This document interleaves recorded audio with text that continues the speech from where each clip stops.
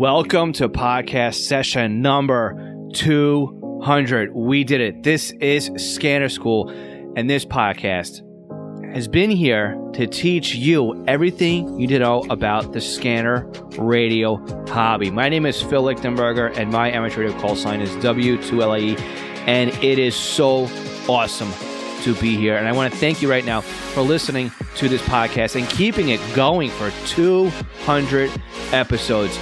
We did it. 200 is in the books with this session. And again, I want to thank you all. And again, keep things going, right? Look, we have a 3 years now running. We've been running a segment called Ask Scanner School. And really, folks, I need your questions. So please go to scannerschool.com/ask or pick up the phone right now. Call 516-308-2885. And I'll answer your questions on the next Ask Scanner School session. So, look, I can't think of a better way to celebrate today's podcast episode with you guys. And I was racking my brain trying to figure out how can I bring many people on the podcast today to kind of celebrate with me, right? So, as you know, right, we have a monthly Patreon roundtable discussion with my Extra Credit Club, and that's kind of what we did. So the last session we held at the very beginning of October, we basically set aside about an hour and we talked about podcast episode 200. And we then started to say, okay, well, why don't you guys ask me some questions, right? What is it that is about me or about the podcast or whatever it is that's on your mind or that you want to know about what makes me do what I do? Feel free to ask, right? Let's do that. Let's change things around a little bit, right? Sometimes I hold the conversation, but this time around, no, it's you guys holding the conversation. So what you're going to hear is a segment of our last Extra Credit Club roundtable discussion. Again, we did a little bit before, and we did a little bit after.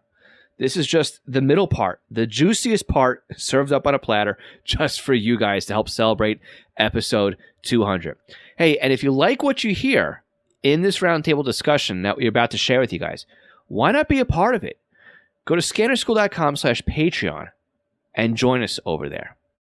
Now, before we get any further in this week's podcast, I want to take a few minutes to thank our Patreon supporters. Now, Patreon is an affordable way for you to support the podcast and our upcoming expansion into YouTube for 2022. So think of Patreon as the PBS model of helping out Scanner School. For a monthly or yearly donation, not only do you help support the podcast, but depending on your donation tier, you will receive certain benefits. The most popular benefit tier being our $5 a month or the $51 a year tier. It's the same tier. We just discount if you can pay us over a year. Now, this tier offers the podcast and YouTube videos early, and also you receive a free Squelchy pack of stickers, several discounts, and access to our monthly live Scanner Radio Roundtable discussion we hold monthly on Zoom.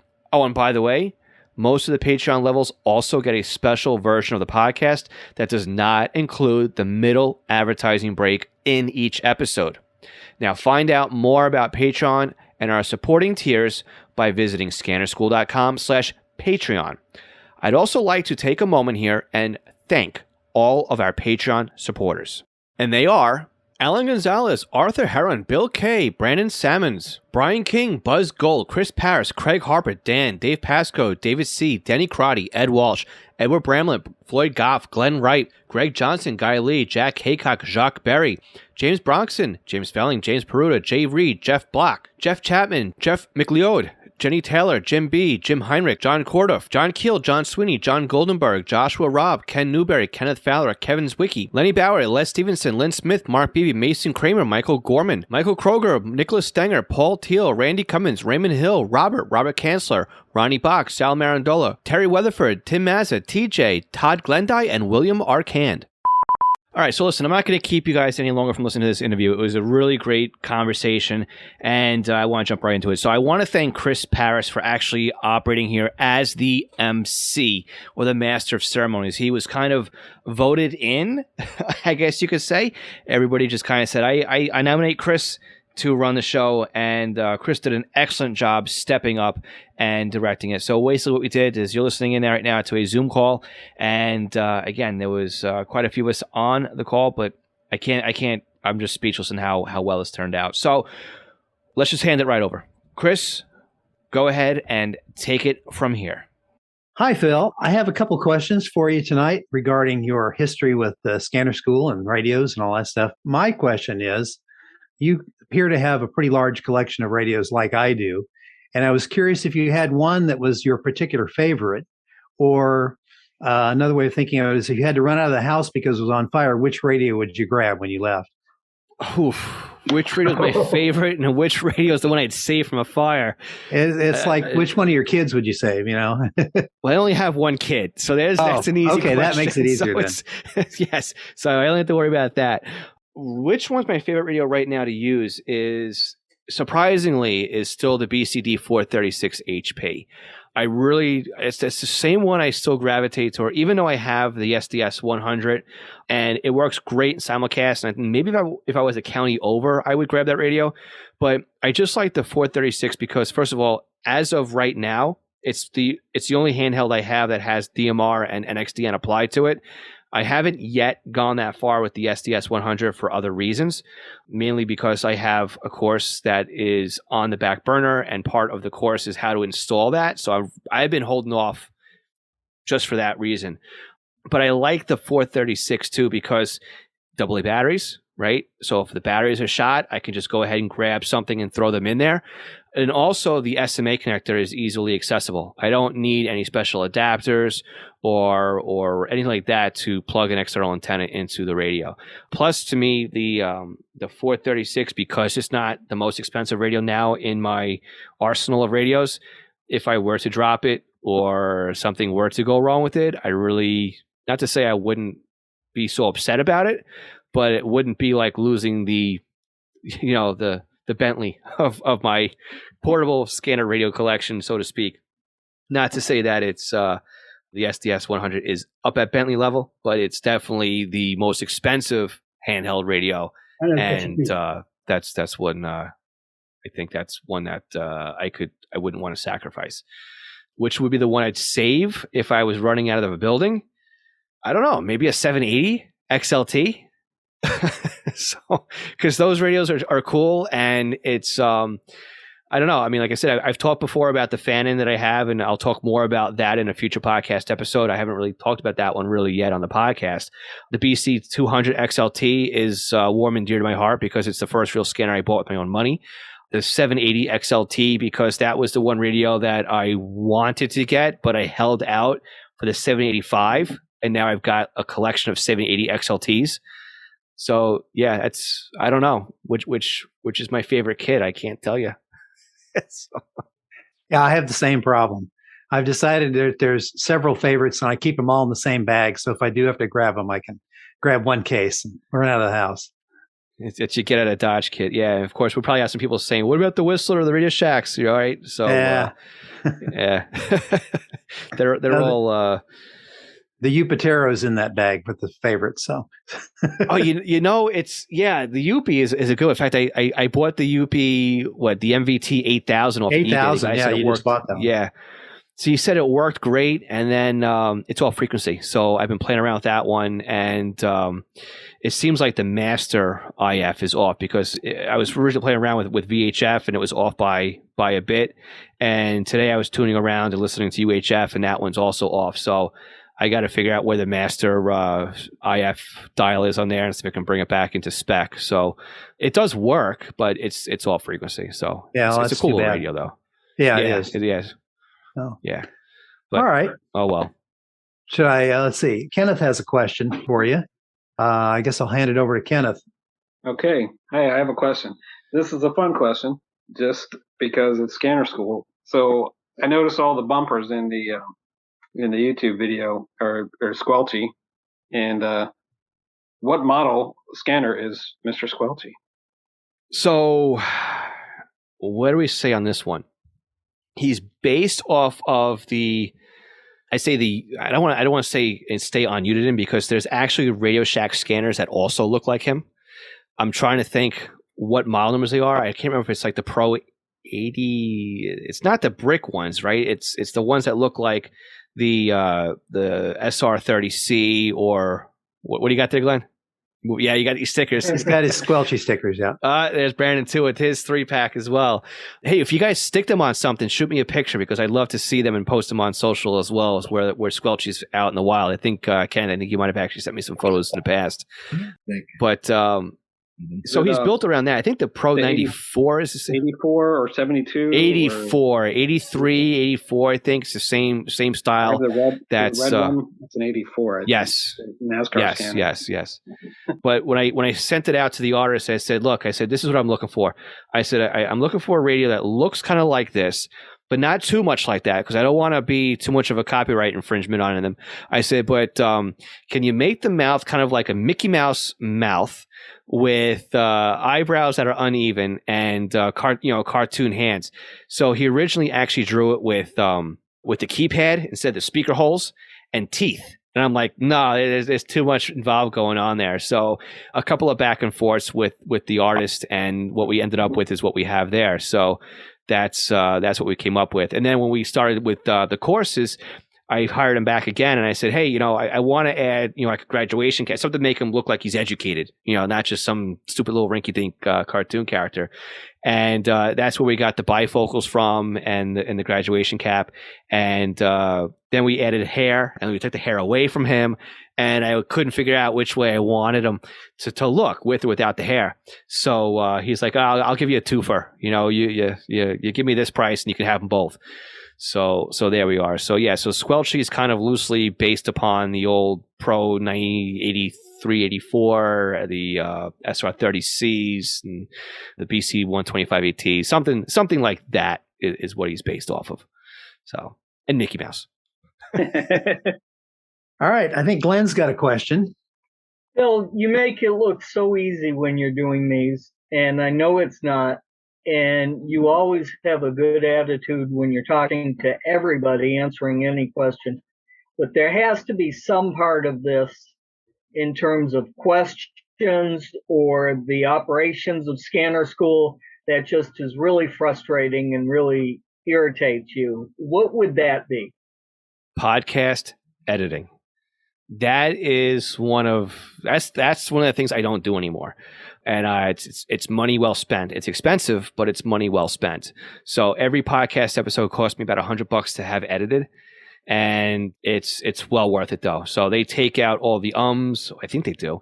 They take out all the dead air. They take out stuff like this we're doing right now. So if there's any dead space, they compress all that down, and they add all the bumpers in, which we're done with some of those bumpers now at this point that we've hit episode 200.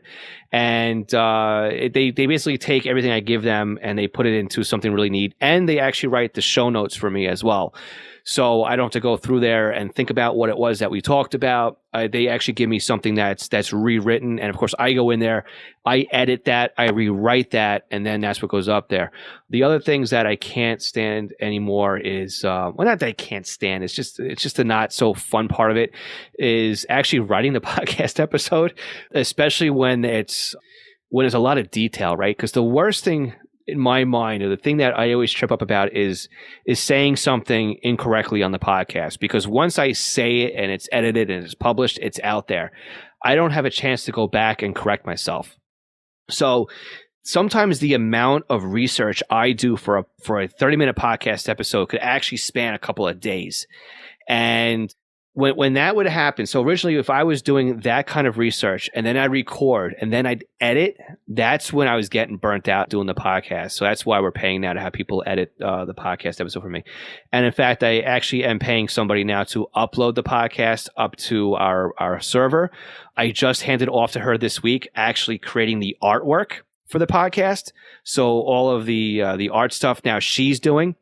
So that means I had to pay for Canva because that made it easier for the two of us to do that. So I am taking steps back to be more on the creative end of the podcast. And the goal with that too is also to open up time to do YouTube as well. So again, 2022, I'm going to be big into YouTube. I actually have like 82 video ideas, whether they be little 2-minute segments or a full 5 to 10 minute video. And I have a video editor on Retainer now as well, so I can just create and move on, because I hate editing. It was fun right away, but I'm done with it. It's beyond. There's people out there that do it, and they do it well. They do it better than I can, and so that's where I am with that. All right, Brandon, I think you've got a question, don't you?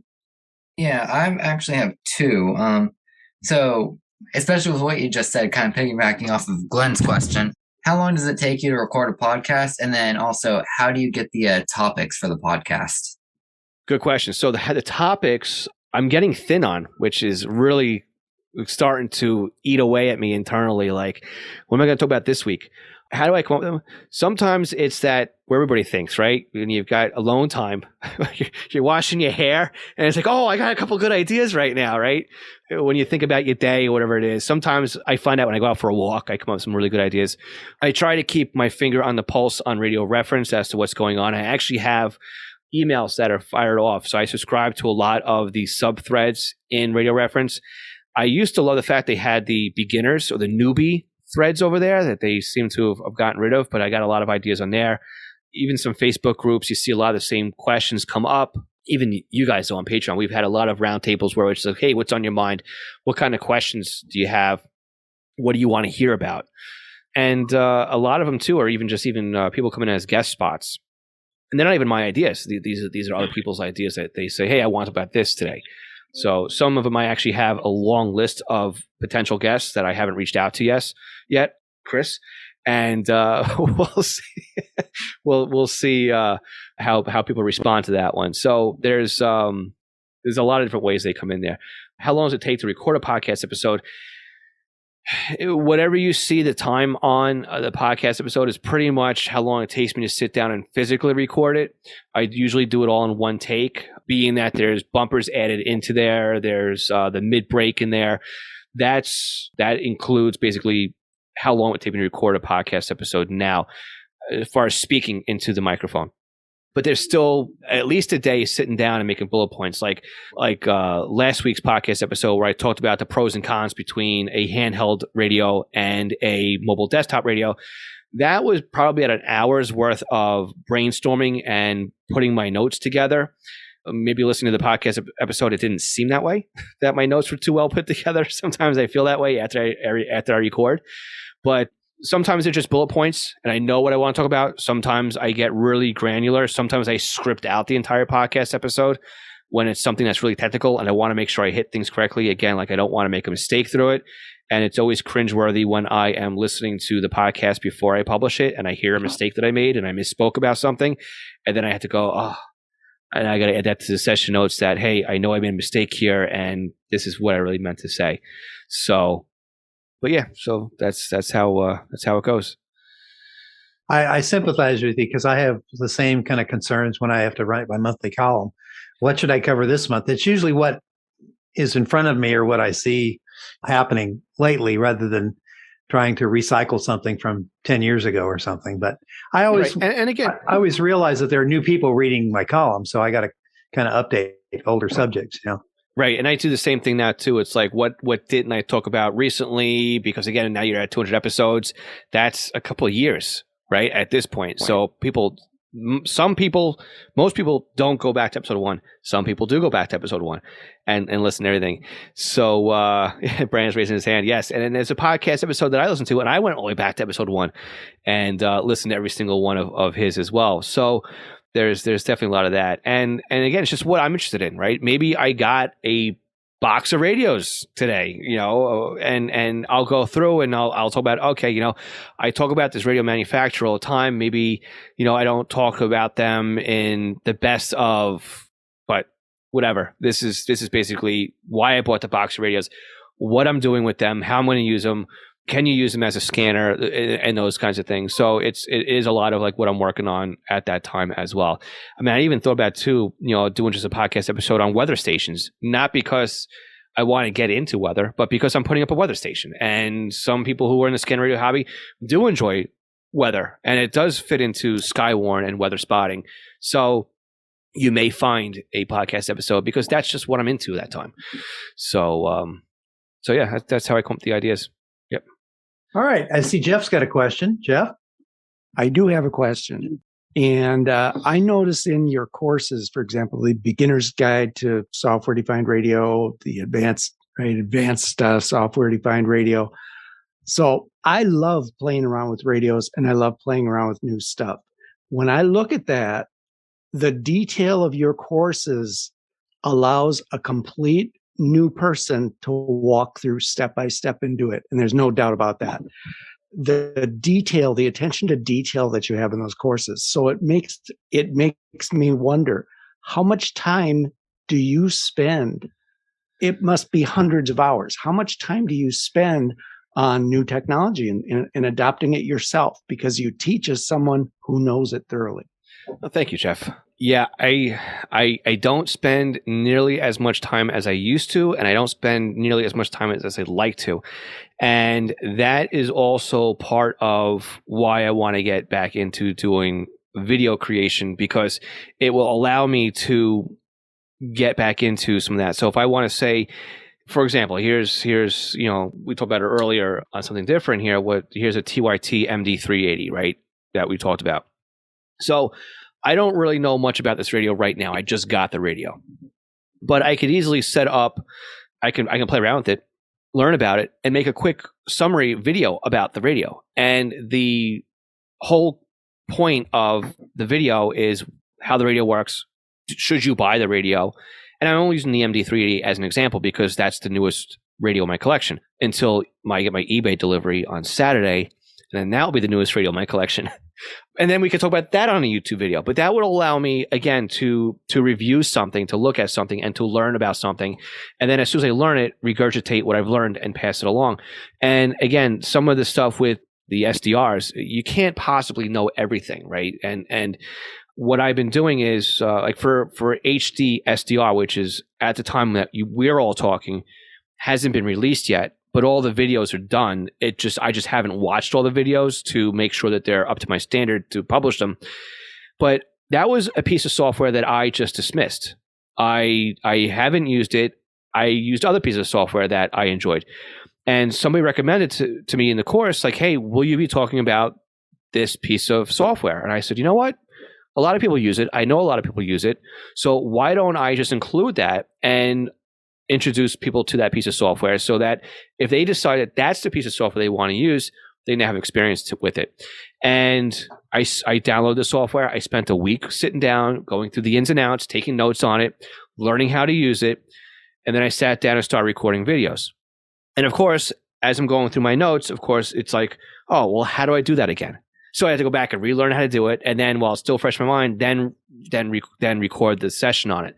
So there's a lot of that. And of course, the part of that course is as well is a year ago almost, I built that computer. It was a Christmas gift basically from myself to myself. And I didn't build it for 2 months after the fact, but the whole point of that is to get that as a mega machine for software-defined radios. So as I'm building that machine, I'm recording the content for the course, which is allowing me to kill two birds with one stone, I guess you could say. So the attention to detail, though, I'll tell you this. You guys haven't seen the course yet, but the module for SDR console is the biggest module in the course at 27 lessons. That's huge. I've spent a month recording it. I am up to lesson number 20. So I have either a really long weekend to go or a lot of weeks left on that course to record that one. So, but I try to be as detailed as possible because again, too, I want to be able to come back to that software months later and say, how did I do that? And no, I can go right to that specific chapter in the course and just pull out that 3 or 4 minute video and go, oh yeah, that's how it's done, and then move on. So that's why they're really small videos. So good question, Jeff. I have a question. Go ahead. How do you get into scanning? Phil?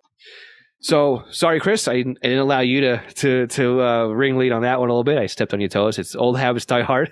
So how I got into scanning is from my dad. He was or is big into the radios. He's his job is based around radios, and his job from when I know him, right, since I was born, has been with radios in one form or another, in a two-way shop or as a rep or whatever else was going on. And he was the go-to guy in our county, basically, that if you needed crystals for your scanner, you took a trip down to the marine shop where my dad worked, and he would tell you, you need this, you need this, you need this, you need this. And they would load up, your scanner radio with everything. I was always around radios, but my dad was into it. He had his license for CB. He had his amateur radio license, or has his amateur radio license. My grandfather, at his house, my grandparents always had a scanner on. So anywhere I would go, I would be around a scanner radio and hearing the fire tones or the police department going out. Again, we're talking about BC 101 days, right? Watching the little LEDs dance around on the screen. And, that's, again, when I go through and review some of these radios, these are the stories I'll tell when I talk about the BC 101. Not only how it works, but what the radio means to me and the memories it brings up and all this other stuff that comes along with it. So I guess you could say a little bit, Gene Shepard, I guess a little bit with the whole storytelling about the whole thing going on, right? And you got to watch those antennas though, right? You'll poke your eye out. So even my uncle, right, he was big into scanners too. In fact, he had a BC 200 XLT. Him and I took a ride out to a radio shop, and we bought one for my dad. And then with the two of them having one, I felt left out. I had to buy one. So that's kind of where things started to go. So I've always had an interest in monitoring things. Even through college, I had a radio. I didn't bring it with me. I had it shipped up to me. So we started listening to the campus security and the town fire departments. And, that started leading into other things that were happening around campus. So the hobby, while it kind of came and went a little bit throughout my life, it's really, really been there. And kind of to touch, I think, Brandon, what you were talking about before, maybe it wasn't you, but the educational side of scanning, right? That's what I love to do is and why the podcast is here and the whole scanner school thing is around and why I named it that way. Because I just want to educate people on the hobby, because we kind of know, right? I was fortunate enough to have people around me that said, here's a scanner, right? Here's a baby jar full of crystals. Go read the little numbers on the side of them and plug them in and see what you can hear. Here's my police call book, right? Go highlight or go copy out what you want to do. This is how I would lay out my scanner. People don't understand, not everybody has that. And scanning when I got started and with the radios that I got started with, it's a lot different than somebody coming into the scanner radio hobby now and not realizing why they bought a P25 scanner. It doesn't work, right? Because of simulcast. It could be way over their head, right? So I know with like other things what it's like to get into something and have that empty pit and not realize where to go or how to get help or what to do or how to bail yourself out of it. So, just remembering that there's people out there that are in that position, that's really where I want to be able to lend a hand and help them climb out of that and to be happy scanning. I mean, it's a great hobby to be in, and there's no reason anybody should be discouraged about it, which is why, again, we say don't let encryption bother you, because, again, it's like be an equivalent of, put it that way, of saying, let's get rid of my TV because my favorite TV show went off the air, right? I mean, you don't throw out the TV because your favorite ball team lost. I don't know, what's the score tonight? But, or you don't stop reading because popular communications went away. No, you don't say, I'm not going to get mail anymore, right? And the same whole true with scanning. Just because something went encrypted, there's other stuff out there, right? Chris, we always say, right, the secrets are in the searches. There's more out there than just the local police department if that went encrypted on you. I know, long answer, but that's kind of where I started and where I'm at and the journey from point A to point B. All right. Looks like Alan's got a question. Alan, go ahead. Yeah, thank you, Chris. Hi, Phil. I'm actually wondering, you're in Long Island and you've lived in Long Island practically either all of your life or most of your life. If you were given the option to relocate anywhere on the planet and take a few radios with you, and you had to spend 6 months out in that location, where would you go? Where would you spend 6 months with a reasonable amount of equipment? And what would that be like for you? Do I have to prep to go there and maintain it? Or can I just sit there and play radio all day long? Because that could change my answer. Let's go with not having the prep. You can play radio all day long. Play radio all day long. That's a tough one. See, I would love to have acres and acres and acres of property and not, I mean, I don't want to sound like I dislike people, but I would love to not hear or see a neighbor. So let me do on my property what I want, and you can do what you want. And to me, that's life. That's living. Being here on Long Island, it's tough, right? Everybody's shoulder to shoulder, or it's congested, and it's tough like that, right? And I'd love to be able to put out multiple towers, antennas, and not be able to see them from my backyard, right? That's the other thing. When I look at my back, I intentionally put antennas where I put them so I wouldn't have to see them from my back door. But when you look at my house, it's starting to become a porcupine. In fact, we were talking about just the weather stations before. I had mounted off the back of my garage. I'm on a corner lot, right, where I live now. So my front of my house is on the main street, and my garage and my driveway is actually on the side street.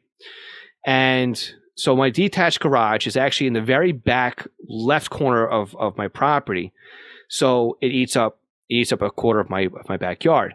And I put on the back of my garage, I put a 15-foot mast. And on top of that 15-foot mast, I put a weather station. So this past year, also my DirecTV starts going out. Well, it's my neighbor's tree. It's growing. That's what trees do, right? So I'm thinking not too much of it. DirecTV comes out. They relocate the dish. No big deal. And I'm thinking to myself, okay, you know what? It's now October when we're recording this. And it's time to start thinking about really putting up the weather station, or else I'm going to have it for a year and it's going to be in a box because I bought it at the end of last year. And I go outside, I look at my existing weather station, and it's pretty much buried in my neighbor's tree now. So that now becomes an issue, because not only was where I was going to put my weather station, but it would have been a nice place to put a tower, because it would have been anchored 18 feet up, and I could have extended it another 10 feet, and I could have put a whole array of antennas off of there. I know we're getting to your answer. So now I'm rethinking, where am I going to put my weather station, right? So again, my house is a porcupine. So if I could live anywhere, I'm not going to give it a geographical location. I'm just going to say I would love to live anywhere that I could have a lot of land, that when I looked out on the horizon, I could look any direction and see nothing but stars. We don't have anything like that here. I want the ability to be able to run random wires, plenty of towers, plenty of antennas, and not have somebody say, hey, you can't put that up here, or it's too close to the property line. I want to be able to have massive bonfires whenever I want to have them, and make lots of exploding noises, and not bodily noises, but things that make a lot of noises. I want to be able to use those things in an environment where I'm allowed to use them, so without having to go driving to use them. So that's where I would be. And if I moved there for 6 months, I'd probably end up relocating. But we watch a lot of those off the grid shows and homesteader shows, and if I could do it, I would love just to be able to do that. But it's just, I wouldn't be able to play radio then. That's why when I asked the question, do I have to maintain, or can I just play? Because if I had to maintain, I'm not chopping wood and playing radio. So I'm chopping wood, I'm going to sleep. So. I think they call that Texas. Yeah. But that's big sky country, something with lots of land. I mean, that's where I'd love to be, and a good view. That sounds good. My dream location for scanning has always been Central Nevada somewhere, with all the military stuff going on out there and government stuff. There's just tons to listen to out there. But personally, I don't see any more hands up for questions, unless Alan's got another one. But I have a couple things I was going to toss out to the group. Well, actually, I just want to throw out that Brandon asked about the GPS on the Motorola radios. I have the GPS enabled on my APX 7000 radio that I have, and it's set to receive GPS locations from other units. Apparently, you can set the radios up so they'll transmit. When you key up, it'll transmit your GPS location. I'm assuming for the dispatch console to see where you're at. But my radio will also display location, whatever. It'll put out the latitude and longitude. But I've noticed on most, at least on most of the federal agencies I've been monitoring, it always says location unknown. So I don't know if they're not broadcasting their GPS or whether they've got it set not to use it on conventional or whatever. But I'm pretty sure it's just basically, especially on a trunk system, it's just sent as part of the outbound signaling from the radio to the dispatcher so they can see your location. So, and Phil, I had a question for you. Kind of, you can use this in the podcast or not. I don't know in your professional side if you've gotten much involved in antenna design or operation. It's probably higher math than I'm into, but I was curious about the idea of using diversity antennas for eliminating simulcast distortion. In other words, not just a Yagi, but actually having multiple antennas spread around at whatever frequency band you're working on, and using the phase differential between these different antennas to kind of tune out or tune in different sites. I know we use it in broadcasting for wireless mics and wireless cameras. We set up diversity antennas, but I don't know if that's gets used in other aspects or other ends of or other parts of this the monitoring stuff, if that's possible to use or not. I don't think you'd be able to do that in a scanner radio because it's only made for the one antenna, and we already have a hard time with simulcast where you got things out of phase. So a simulcast or a diversity antenna you would need something inside the scanner to align that diversity or pick right. You need an external interface, to put out one output, And then on our professional, on the microphones and stuff, they usually have it's not like a voting receiver, but it analyzes the signal to noise ratio, I guess, or whatever on the each antenna and picks the best one. So. Right. And again, you think about your Wi-Fi at home, right? That's got MIMO, right? Multi in, multi out antennas and diversity and stuff like that. So when you look at some of these Wi-Fi routers with two antennas, right? The old ones, that was your diversity. And then you had the ones now with multiple antennas on there. I think that there's a couple of SDRs out there that will handle multiple antennas, such as like the Kerbos SDR has got an antenna array set up on it, and now I think the new one is the Kraken that they're coming out with. And I don't know if it uses diversity or if it uses some other algorithm in the receiver, but that will actually tell you direction of a signal and a source. And even as far as some other things with diversity that have been played around with, such as like the Doppler effect with there's some SDR utilities that have been or software has been built that you can actually point an antenna at a known signal, such as a radio station, and then you point another antenna at like an intersection. And just based on the timing difference between one antenna and the other one, you can see that the other one's a reflection. So you can see how many cars are bouncing or the signal's bouncing off of objects passing through an intersection.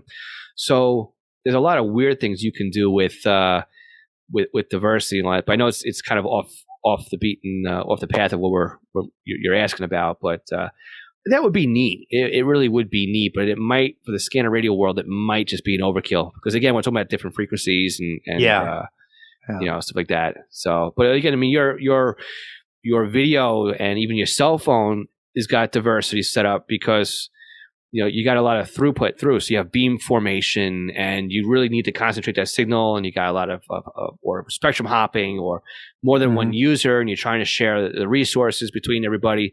So it's not just here's my signal. It's there's the beam is actually being swung around and formed, and I mean it's insane. Like we're looking at antennas now with my job that have 64 transmit and 64 receives beams in a single 2.5 foot antenna.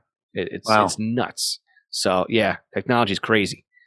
So, I'll ask you something that just came to my mind because I've seen them at the Super Bowls. These spherical antennas, they look like big beach balls that are directional. That's pretty amazing.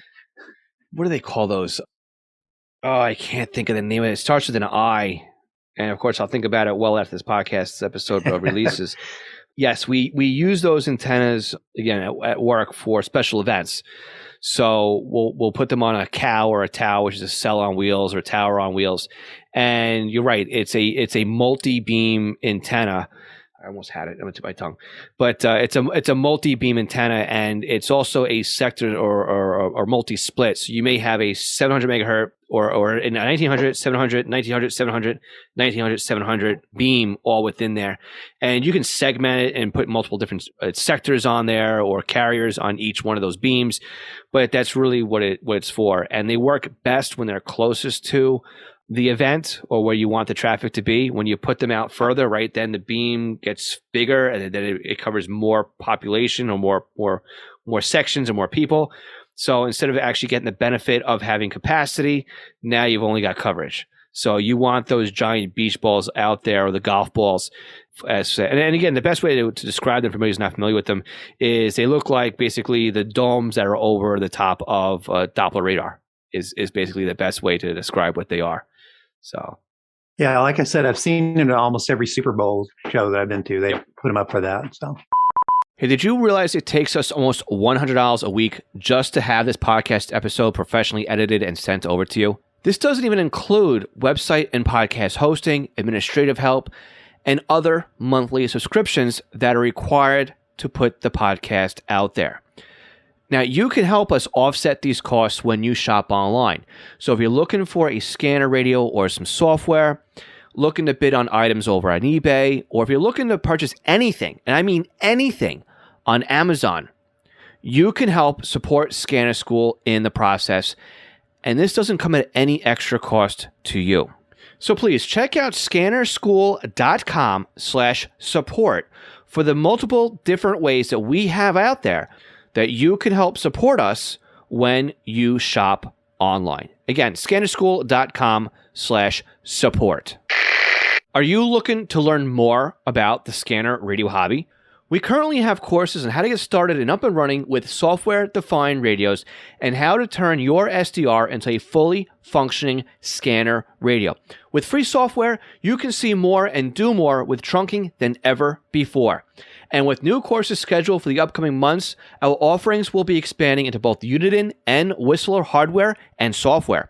Check out our courses at courses.scannerschool.com or by looking for the link in this podcast description. National Communications Magazine is your personal library of scanner, CB, GMRS, FRS, MURS, and two-way radio articles written by the best minds in the business over the past 3 decades. Your NatCom personal online access account allows you to download the newest issues of America's hobby radio magazine, as well as back issues too. Visit natcommag.com to download your free sample issue and sign up today. Did you know that a pager can make a great addition to your scanner radio collection? And even if I didn't own East Coast pagers, I still have one or maybe a couple of pagers as a part of my scanner radio setup. This is because a pager can be used to just monitor your local fire department or your regional departments, and if you set it up correctly to alert you when the tones are sent over the air, then the pager will remain silent until you need to know what is going on. This frees up your scanner to monitor everything else that's going on besides your local stuff, or can prevent you from missing the local stuff because your scanner is busy doing other things. Now, pagers aren't just limited to fire dispatches anymore. Unication has great solutions to monitor both analog and P25 paging systems, where many public safety and police departments are switching over to. Swissphone and Apollo make great analog solutions as well, and all three still sell POGSAG and Flex pagers, still in use by many departments for text alerting. East Coast Pagers is an Apollo, Swissphone, and Unication dealer serving the North American market, and of course is one of my online companies. So if you're looking for a personal use pager or one for your department, contact us for a free quote and let us know you're a Scanner School listener for something a little extra with your order. For our full inventory or to request a quote or just to contact us, please visit eastcoastpagers.com. I see Kenneth's got his hand up again. Kenneth's got another question. Go ahead. Sure. Just to follow up to one of the podcasts, Phil, you had on Whistler antenna products that came out, what was that, about 2 years ago? Did you get a chance to play with any of those or do any sort of reviews? I didn't follow. Yeah, no, that's a good one.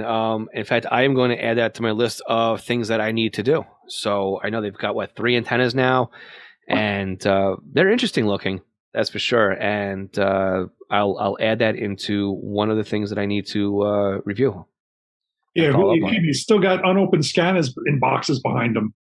Shh.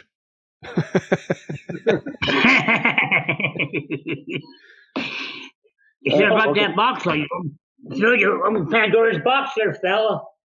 Names in the house. No, these are all open. These are all open. I got this one here is a FT70DR, then the TRX1, then the VX3R, then an ICR5, an ICR1. Okay, yeah, the VR120D at the bottom of the pile is still in the box, brand new. So, okay, I'll give you that, Jim. Hey, Phil, just to give you an update on my local system here, as you called it correctly last month, they've now added 3 bus companies full-time. Our local college bus company, our city bus, and then the county bus, or the one that does multi-counties, and the General Service Administration.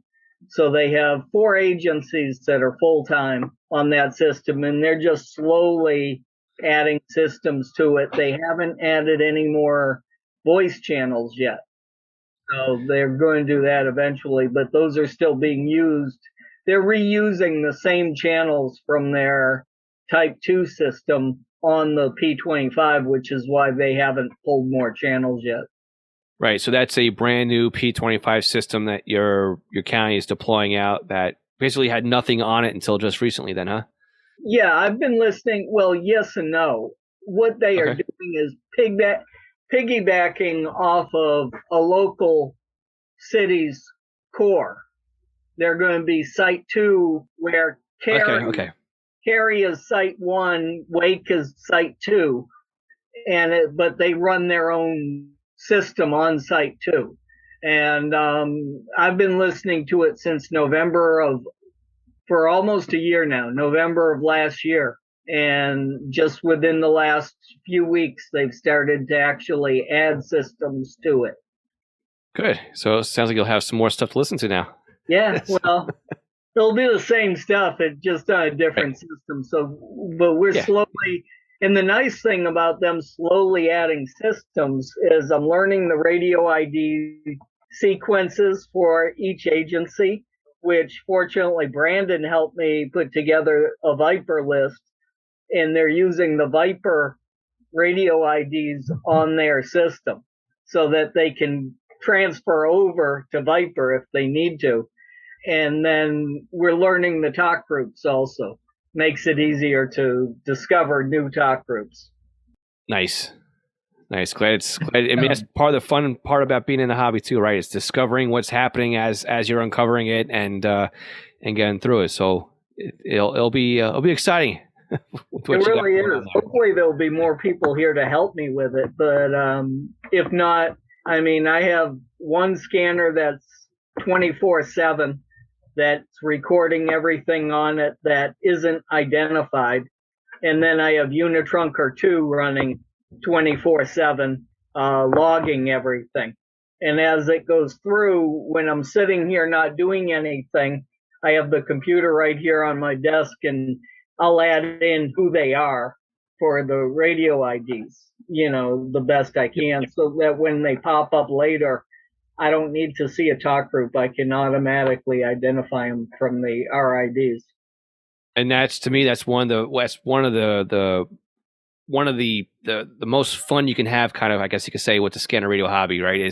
Is I spent hours doing exactly that, just sitting in front of Unitrunker or even Pro 96 Com or something like that, and just going through it, listening, going, okay, all these radio IDs were on this talk group, let's tag them.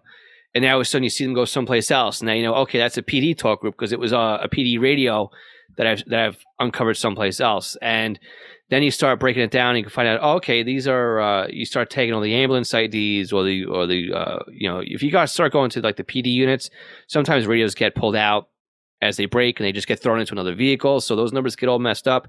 But dispatcher consoles, you can find out like, oh, they're on the backup system today because the radio ID changed. So a lot of stuff that you can uncover when you start looking at the layers like that. So have fun with it. It's a blast. We've gotten lucky because our statewide system, Viper, right, has a set of radio IDs that we kind of pretty much know what they are. And that's what they're using on the new Wake system for their radio IDs. So I can transfer the list that we have now over to the radio. When I see it pop up, I can say, okay, that's most likely Raleigh Police or Wake County Sheriffs, because we've seen it on the Viper channel and we know where that it falls in those ranges. Nice. Well, enjoy setting it up. It's a lot of time, but it's rewarding in the end. Even if it's just for you, it's still something that's fun to do. Yeah, Glenn, I actually did want to tell you, I just learned this recently. So the state IDs that are given out by DPS, Highway Patrol, whoever runs Viper, I think it's Highway, but those are actually followed around. And unless a county is using NXDN like Jackson, where they're using like a conventional system or something like that, they actually follow those lists. So like here we're using Uwazi in the city. Our IDs follow with Viper, so that way they can cross transfer. So if city needs to switch over to, like City Fire needs to switch over to County Alpha, for example, it'll transfer over with no issues. That's true as long as they're on the P25 system. Right. If it's like Jackson County. To be on Type 2, Motorola Type 2, and they're switching to P25, so they have to get rid of all their old radio IDs and add in the new ones. Oh, I didn't know they didn't have. Right now on Unitrunker, both are popping up. So, it's a little confusing that way, but am I just identifying the Viper RIDs? Right. Okay, I didn't know they actually use separate ones over there. That's good to know. Well, I had a question and I completely forgot it. Go ahead, Brandon. No, I completely forgot it. So it'll come back to you. Oh, yeah. So my county, actually, our college holds a basic law enforcement training, and they've received a bunch of old radios from our old analog days.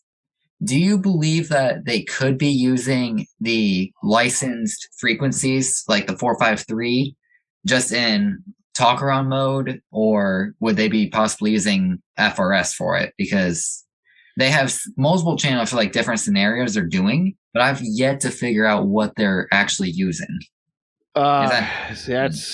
That's one of those deals. It depends how good the radio guy is, right? They could have just taken the radios out of the box that they recycled and just said, well, here's a pile of radios. Go ahead and use them and pick a channel and go on it. You look at some of these radios that people, like, look at the Baofungs, right? People buy these radios. They turn them on from Amazon, right? They turn them on. It says, 144.0, and they just start transmitting on there because that's the frequency that just came up. Doesn't make it right, but they could say, okay, maybe there's tactical channels that are already in there, so maybe they're reusing them. Maybe somebody knew what they were doing and they put in maybe FRS channels, or if it's VHF, MURS, or maybe they put in the VTAX or this channels in there. It's an HT. It's going to be low power, so it may be difficult to understand or find where they are unless you're right there with them, within you're shot away from them. But again, you gotta have to hunt them down. They could have done the right thing and reprogrammed them, or they could just say, turn to channel 5, let's go. Okay, I might see if I can take my scanner up there one day when I can figure out whenever they're doing training like that and see what I can run. Thank you. Okay, no problem. Hey, Les, you got a question, or I hear the dog in the background? I got a comment. Yeah, okay. A good idea to get a frequency counter and get a frequency counter going find what they're using for frequencies in those radios. You get close enough, you use a frequency counter. You could grab a frequency counter and see what you come up with, but you got to be relatively close though for that frequency counter to work. It's got to be like right next to that radio. So, but another question I got too is that the up here in Toronto, they've just started switching around sites randomly now for on the Toronto system now. It'll show up a frequency and it'll show up site 5. Let's pop up with site 8. They keep randomly changing all the sites from one day over every transmission. So they're changing the actual. They're changing the site numbers, like same frequency though. They're randomly, yeah. No, not the same frequency, but they're now TDMA. They've got a TDMA up here, and what they're doing now is it's a 700 megahertz system, and what they're doing is each area of the city, like there's east, west, north, and south zones. What they do is each zone has its own frequencies, and it's all in the 700 block. And except for dispatch, everybody's got dispatch, everybody's got the able to use the south operations too for anything major. And what they've done is they've created two sites each quadrant, like north, south, east, and west. Each has got 2 towers, and they get at random. The roller randomly puts a site transfer out, which is not busy, or not. What's the word for it? Not clear. If there's something on some failing on or something, they'll switch it. And I watched the SDS 100 last night, and all that thing, I was flipping from 1 to 8, and then all of a sudden go to 5, 6, 5, 7, 8, 5, 7, 8, and once in a while go to 9. 9's a backup apparently. I was talking to a friend of mine. He said 9's probably a backup. It's DMR. Mm-hmm. No, it's straight TDMA right now. Not DMR at all. There's lots of DMR up here, but they're not. Their fiber's not DMR right now. It's what's called a Toronto Emergency. It's a Toronto emergency system, and it has ambulance, police, fire, and it has the housing company on there, like the Toronto Housing, and the constables and that. They have the Toronto Police are on there, and it's all encrypted for police, except for the Queen's Park where we have our legislature. The security there is police, and it's not. That's not encrypted, but it just keeps flashing around every once in a while. Yeah, I'm looking at the system now. What's probably happening? Yeah, what's probably happening, Les, is your scanner is probably bouncing between site 5, 6, 7, 8, right? But you've got the same talk group is being simulcast on all 3 towers. So while your scanner is scanning, it's also scanning through each one of those towers. And that's why you're picking up the talk group on multiple different sites. So it's not that they're renaming the sites. It's just that you just happen to be picking up the different sites, but the same talk group is being simulcast on all of those sites. So that's why, they wouldn't be renaming those sites because again, that's a problem with programming in the radio and telling the radio where to go. That would be a logistical nightmare on the other side. So it's your scanners is scanning through the different sites. They're working on the system day and night. They keep working on it and they keep training people on it all the time. Like they'll run radio scenarios once on the weekend. They'll run a training exercise where they'll put the not actually like a chief and his driver will, and they'll test radios with a truck in a particular building in the city, and they'll say cast on 5, channel 5, 1, 2, 3, 4, 5 over and over again. And I think it's because they're not really getting functioning enough on the TDMA properly. You try to train all the guys on how to use the TDMA radios. Yeah, they could be trying to troubleshoot areas, or because they could have areas too that they don't have great reception, or they're having a hard time getting on the network. Valleys up here in the west end of the city, down the old part of Toronto. They got a valley. It goes right down, almost to sea level almost. And when they first started doing 800, they couldn't receive anything down there, and they had to find out how they could. In fact, they were almost ready to go back to UHF and back to even VHF because they got backup system here with all 800s right now for a backup in case the 700 was down because of the all-around valley in the west end. It drops right down. That's all part of building a network. They're supposed to have all that stuff shut out before they put anybody on it. But they did it. They tried it, and they got some of the areas where the firefighters go in here and self-talk, and that's why they're not encrypting here, because they're afraid to encrypt in case the encryption goes wacky. Yeah, well, you don't have a good decode on something, right? It's hard to get that as well as in there as well. So, Chris, it looks like Brandon's got a question also again. Hey, Brandon, you got another question. Go ahead. Yeah, this one was actually kind of related to what Phil was talking about earlier, like some personal questions. So did you always want to go into like radio engineering or radio technician, or did you want to do something else related, like a different career path other than dealing with radios? It's funny you bring that up. I actually had a conversation not related to this, but kind of in a way with my neighbors last weekend, that I wish that somebody told me in high school that it's okay not to know what you want to do with your life when you graduate. It was always one of these deals, right? What are you going to major in college? Where are you going to go? What are you going to do, right? What is your life going to be for the next, 50 or 45 years, right? What are you going to do with your life for the next 45 years? I'm 18. I don't know what I'm going to do next week, right? Yeah, I'm supposed to know what college I'm going to go to. I always had an interest in radios, but did I know I was going to get into something like this in high school? No, I didn't know what I wanted to do. And if somebody told me, hey, just get your lib arts degree and figure it out in 2 years from now, that would have been okay by me to take that time. Or if somebody said, hey, go into a trade school and become an electrician or a plumber or become a mechanic, do something with your hands, I probably would have jumped on that at that time. And then the radio stuff would have just remained a hobby. I was really fortunate enough that when I graduated high school and was probably about a month away from going to the community college, there was a state school that was 8 hours away from home, still in New York State, all the way up against the Canadian border. And they had just announced they were coming out with a wireless telecommunications degree. So I was part of the first class to go through their program up there. Of course, when we went back for our third semester or the second year and we start looking at what the first semester kids are doing, they're doing the exact same stuff we're doing. So we knew that, going through it the first time around wasn't the best thing to do, but it led me down my career path and I don't regret it doing what I'm doing. I love my job that I'm doing right now, as though some days you wouldn't know I love it as much as I do love it by speaking to me, because, there's a lot of stress that's involved with anybody's job. But yeah, I would have ended up in radio somehow or another, whether it be a hobby. I'm not really as involved with radio as I would have thought I would have been. Like I would have been, like I started as a field tech. And to me, that was great. Hands on, touching transmitters, putting up antennas, fixing coax connectors, doing all that work. Now it's I do a lot of design, so I don't tweak anything RF wise anymore.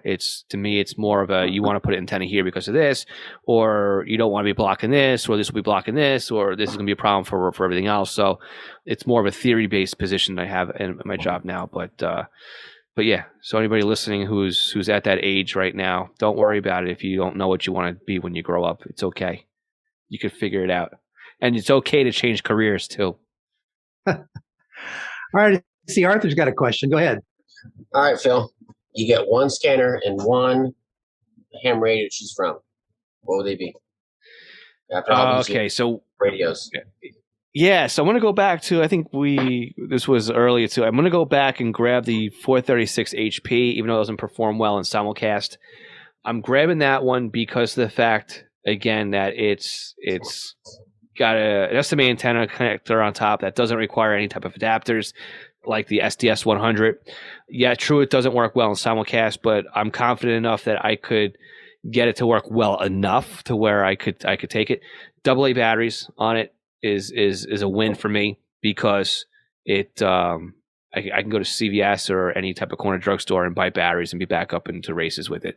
An SDS 100 just doesn't allow me to do that. When the battery dies, it's got to get charged. So if I'm grabbing a radio for something like that, then that's what I'm grabbing. And it's portable, right? If I had to get out and run and grab a radio, right? It's a handheld radio. That's what it's made for. I'm not going to grab a desktop radio, unhook it from the desk, try and grab a gel cell battery. There's a lot of moving pieces when you have something like that. One ham radio that I would take with me, I don't know. Maybe an all band, all mode radio. I've got a couple that would fit that. They don't do DMR or P25 or NXDN or any type of digital communication or even D-Star. And I would want to grab something like that because of the ability to talk from a handheld and go out worldwide, right? Maybe I would want a digital radio that would allow me to do that.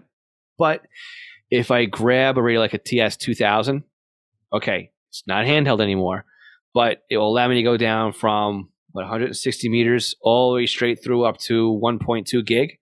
And anywhere in between, if I wanted to talk large distances, I can get down on HF or I can jump on a satellite band and operate like that as well. So I would grab a radio like that would definitely have multi-band, multi-mode capabilities on it. May not do digital, but at least I'd be able to do something with it.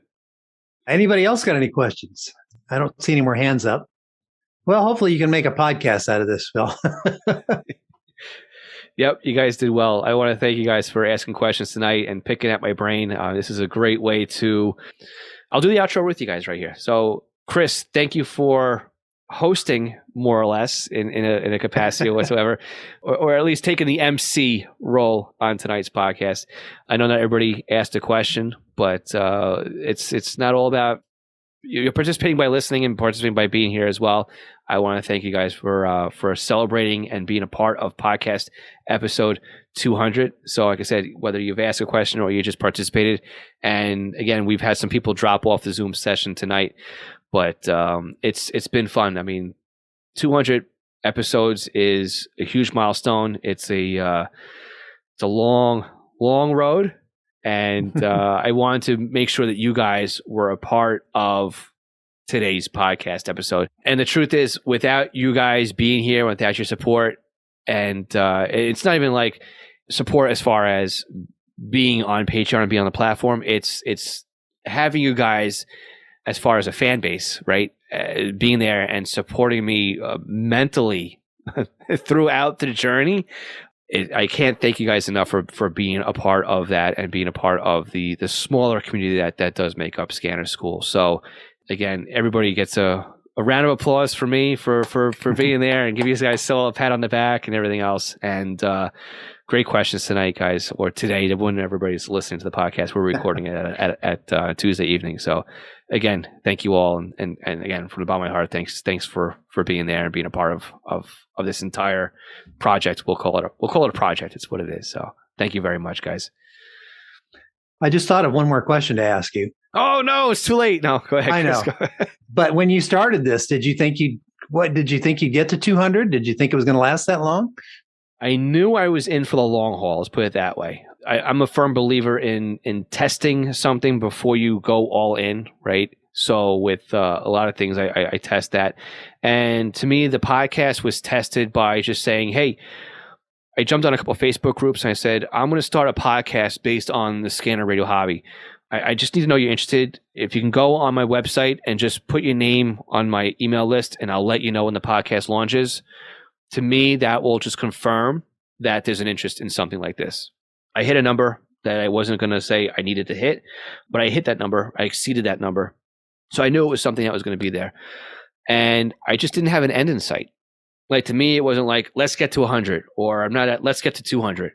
It's, let's just keep on going until either I can't take it anymore or until we really run out of ideas. Now we're getting close to running out of ideas, but I don't see that as being the end at this point. So we're going to keep going. I mean, as far as this point goes, we'll continue to do this. Let's do another 200.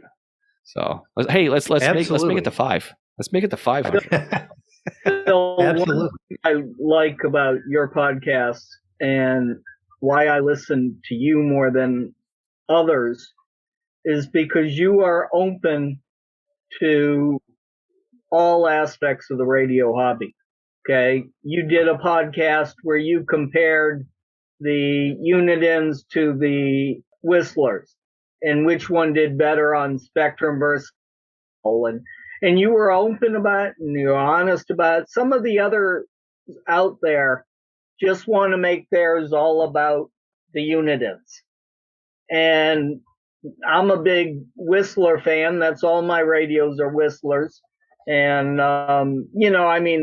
to shut me out of the conversation, just kind of turns me off. And you don't do that. You leave it open to everything and you're objective about everything. And I like that. That just makes a big difference. Yeah, I appreciate that. Yeah. And I do recognize, right, that everybody's got a little bit of a bias, right? They always play favoritism one way or the other. My radio collection is a little bit more heavier on Uniton than it is on Radio Shack or Whistler. And a lot of that was only because of the display difference between the amount of information I can get out of a Uniden versus the amount of information I can get out of a Whistler or GRE or Radio Shack at the time, right? Because it was only 9 characters versus it was 9, then it was 11, but Uniden had 16, right? It was you got more out of it when you, and that's why I kind of gravitated that way. But I do have my very first trunking scanner was a BCD 785D. But my second trunking scanner was a Pro 95. And I almost wore the keypad off that Pro 95. So you got to recognize, one way or the other. And I won't, I mean, I might give the impression a little bit at times that I do have favoritism towards Uniden, but I do enjoy the Whistler product line. There's things about the Whistler product line that or the GRE line, right? Because GRE really made this stuff first, that I like better on that side of the house. And, you've got to keep an open mind on things. And again, you can't just be a Ford guy or a Chevy guy or, you've got to recognize strengths and weaknesses on both sides. And the one thing I do try and say, though, is I try to keep it related to the scanner radio hobby. I know a lot of guys, they are just turned off to, if you bring up amateur radio, they're done. They don't want to hear about it. Or if you bring up CB, they don't want to hear about it. So I do make sure I do walk that fine line that everything in some way has to do with the scanner radio hobby when I talk about it. So that's the core of where everything must be related to it in the end of the day. So, yep. Thanks. It is scanner school, not radio school, right? That's the thing. And again, I consider software-defined radios part of the scanner radio hobby. I see a lot of the hobby going that way, which is why we did spend quite a bit of time talking about software-defined radios and introducing them. And we're gonna loop back on them again in a little while as well. When we haven't talked about them for a while, we'll bring them back into the forefront again.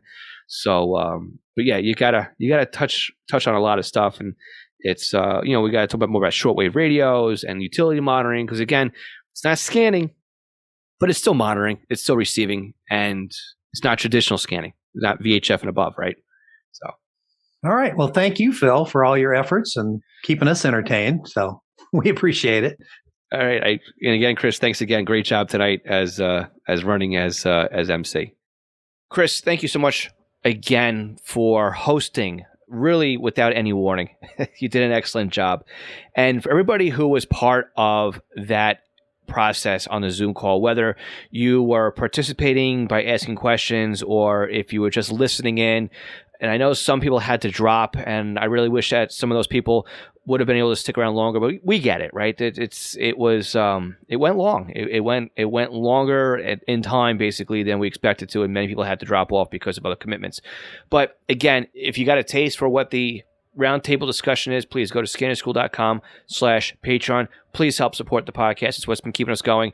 And look, this is session number 200. Like I said earlier during the conversation, hey, let's get up to at least 500, right? That gives us another couple of years of doing this.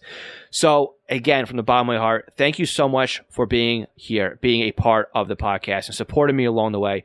Without you guys listening, right? You guys really, really are what makes the podcast go, just by downloading this podcast and listening to it. I see the numbers and I see where people are listening from, and it just keeps me motivated and keep me going. If you want to really help out, you can share the podcast with somebody else. And again, that's the whole point of Scanner School, right? Is to help educate more people about the scanner radio hobby. So share the podcast with your favorite Facebook group or somebody on an email list. Make sure you subscribe over on your favorite podcast player, or if you listen to us over on YouTube, click on subscribe over there as well. But until next week, hey, again, thank you so much. Thank you again. Thank you for helping me get to episode number 200 on the podcast. You guys rock. I couldn't have done this without you guys. Big round of applause. You guys were much a part of this as I was. We'll catch you all again next week. Again, my name is Phil Lichtenberger from Scanner School. Signing off again, and we'll catch you all again next week. 73.